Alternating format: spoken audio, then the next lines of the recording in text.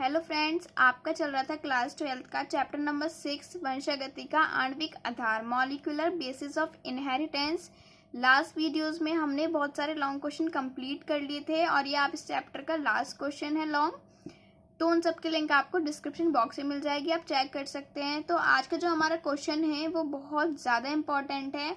आपका एग्जाम में क्वेश्चन आता है कि सिद्ध कीजिए कि डीएनए एक आनुवांशिक पदार्थ है। आपने देखा होगा सब जो आनुवांशिक पदार्थ जेनेटिक मटेरियल मानते हैं वो डीएनए को मानते हैं। तो एक साइंटिस्ट ने कहा कि मतलब सिद्ध कीजिए, आपके एग्जाम में ये आता है कि आप डीएनए को जेनेटिक मटेरियल कह रहे हैं तो सिद्ध कीजिए कि हाँ डीएनए जेनेटिक मटेरियल है। तो आज की वीडियो हम इस पर ही पढ़ेंगे। तो डीएनए से ही जीन बनते हैं। जो आपके जीन्स होते हैं वो किससे बनते हैं? डीएनए से। 1 मार्क्स में आपका ऑब्जेक्टिव आ सकता है जो जीन होते हैं वो किसके यूनिट, किसकी इकाई होते हैं या किससे बने होते हैं? तो डीएनए से ही जीन बनते हैं। जीन पीढ़ी दर पीढ़ी कैरेक्टर को पहुंचाते हैं। ये बहुत इंपॉर्टेंट लाइन है। आपका एग्जामिनर कभी कभी वाइवा में क्वेश्चन पूछता है कि जो पीढ़ी दर पीढ़ी कैरेक्टर पहुंच रहे हैं वो किससे पहुंच रहे हैं? तो आप बताएंगे जीन से। और जीन किससे बने होते हैं? डीएनए से बने होते हैं। और डीएनए ही क्या है? हमारा जेनेटिक मटेरियल है। अब देखो ऐसा होता है कि हम कहते हैं कि ये अपने पापा पे गई है या अपनी मम्मी पे गई है कोई बच्चा, और जैसे किसी बच्चे की कोई आदत की इसकी आदत अपने पापा जैसी है या फिर इसकी हैबिट ऐसी है, तो जो करेक्टर्स होते हैं जो पेरेंट्स से हमारे बच्चों में जाते हैं वही क्या कहलाते हैं? जेनेटिक करेक्टर्स कहलाते हैं, जो पीढ़ी दर पीढ़ी पहुंचते हैं। किसके द्वारा पहुंचते हैं? जीन्स के द्वारा। जीन को हिंदी में भी जीन ही लिखते हैं। ऐसे पदार्थ जो आनुवांशिक लक्षणों की सूचना को सांकेतिक रूप से संचित करता है और दूसरी पीढ़ी के जीवों में पहुंचाता है, जेनेटिक मटेरियल कहलाता है। अब देखो कितना अच्छा है कि जेनेटिक मटेरियल क्या है। जैसे जितने भी, जैसे किसी के पेरेंट की हाइट लंबी है, किसी की कोई अच्छी हैबिट है या कोई गुण है, तो जो हमारे डीएनए है मतलब आनुवांशिक जो पदार्थ है वो उन कैरेक्टर्स को क्या करता है? स्टोर करके रखता है। संचित माने स्टोर करके रखता है। और जब नेक्स्ट जनरेशन आने वाली होती है तो वो कैरेक्टर उन जनरेशन में प्रोवाइड कर देता है। तो जो वो जनरेशन आएगी या फिर वो बच्चा पैदा होगा तो क्या होगा? उसमें वो गुण दिखाई देंगे, वो हैबिट्स दिखाई देंगी। जेनेटिक मैटर कहलाता है। तो जेनेटिक मटेरियल क्या हुआ कि जो भी करेक्टर पेरेंट्स से बच्चों में आ रहे हैं पीढ़ी दर पीढ़ी, जनरेशन टू जनरेशन, वो किसके द्वारा आ रहे हैं? डीएनए के द्वारा। और डीएनए ही क्या कहलाता है? जेनेटिक मटेरियल कहलाता है। इसका प्रमाण निम्न प्रयोगों द्वारा समझा जा सकता है। जो आपको ये वाला चैप्टर है इसमें लॉन्ग क्वेश्चन जो है उसमें सब में एक्सपेरिमेंट है। लास्ट वीडियो में मैंने मेसेल्सन का एक्सपेरिमेंट कराया था, उसकी लिंक आपको डिस्क्रिप्शन बॉक्स में मिल जाएगी। और इसमें भी हम सिद्ध जो करेंगे कि हाँ डीएनए एक आनुवांशिक पदार्थ है, वो भी हम किससे करेंगे?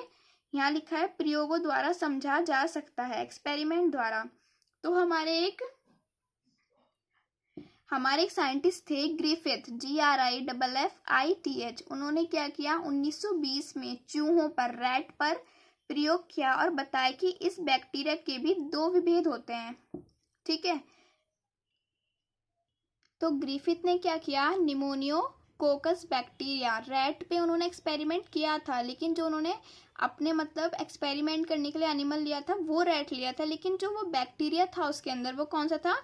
निमोनियोकोकस बैक्टीरिया पर प्रयोग किया और बताया कि इस बैक्टीरिया में 2 विभेद होते हैं, मतलब 2 कंडीशन होती हैं, एक अग्र विभेद और दूसरा भी अग्र। दोनों एक्स अग्र विभेद हैं लेकिन दोनों में बहुत ज़्यादा अंतर है। तो फर्स्ट पढ़ते हैं, इसे एस टाइप स्मूथ भी कहते हैं। जहाँ भी आप S type bacteria, R type bacteria देखेंगे तो वहाँ पे हर जगह एस का मतलब स्मूथ होता है और आर का मतलब रफ होता है, ये आप याद रखेंगे।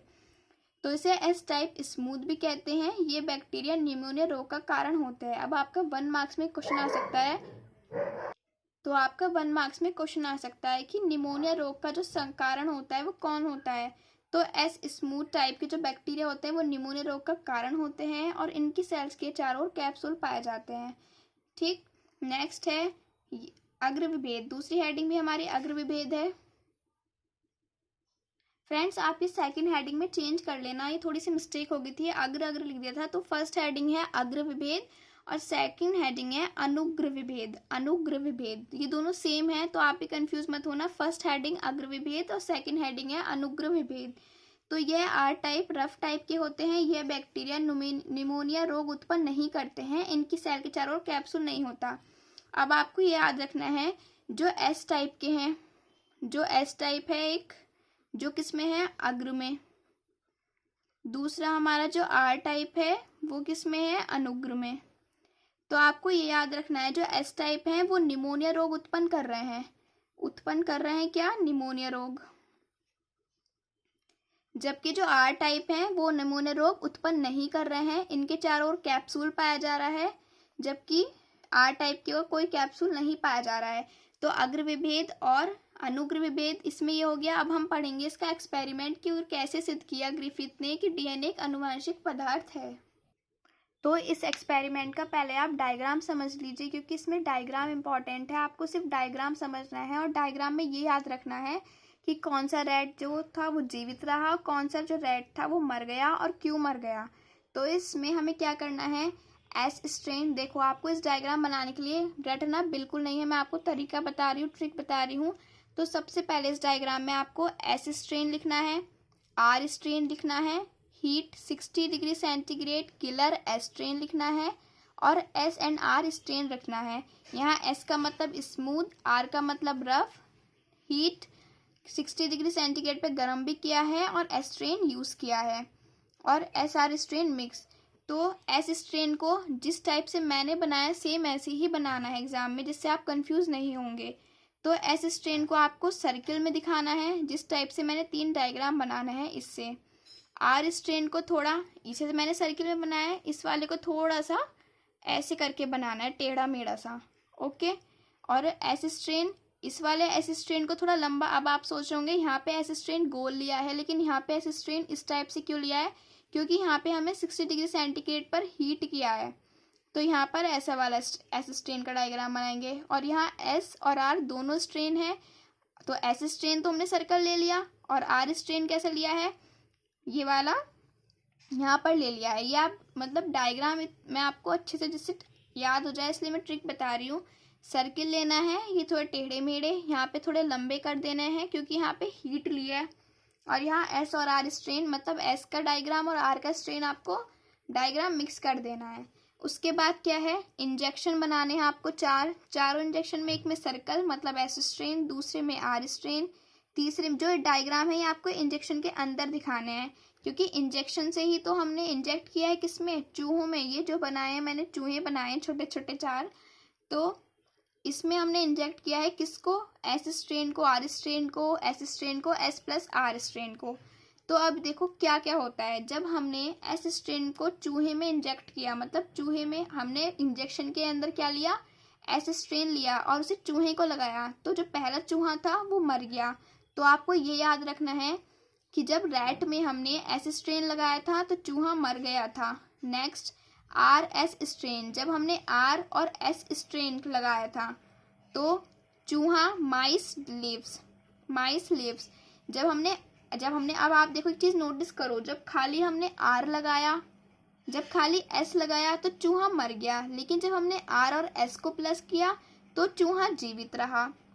नंबर 3 माइस लीव्स, और जब हमने एस स्ट्रेन को, अब आप देखो एक चीज़ नोटिस करो, जब खाली एस लिया तो चूहा मर गया, और जब एस के साथ आर लिया मतलब स्मूथ के साथ रफ लिया तो चूहा जीवित रहा। और यहाँ पर भी हमारा एस स्ट्रेन के साथ चूहा जीवित रहा, लेकिन क्यों, यहाँ पे हमने क्या किया है, अलग चीज़ क्या है यहाँ पे, हीट। तो ये नोटिस करने वाली बात है कि एस स्ट्रेन में जब हमने आर के साथ ऐड किया तो भी चूहा जीवित रहा, और जब हीट किया तब भी चूहा जीवित रहा। और जब एस आर स्ट्रेन, फिर दोबारा हमने एस और आर स्ट्रेन, यहाँ आर एस और एस आर दोनों में अंतर है, जब एस आर स्ट्रेन लिया तो चूहा फिर से मर गया। तो जब एस स्ट्रेन चूहा मरा मतलब माइस डाई, आर एस स्ट्रेन माइस लीव्स, और जब हीट किया तो भी माइस लीव्स, और जब हमने एस आर स्ट्रेन लगाया तो भी हमारा चूहा मर गया। अब हमारे इसके कारण क्या है और सिद्ध कैसे हुआ वो हम थ्योरी में पढ़ते हैं। तो ये डायग्राम में जो मैंने आपको समझाया उसे आपको एग्जाम में पॉइंट्स के रूप में लिख के आना है।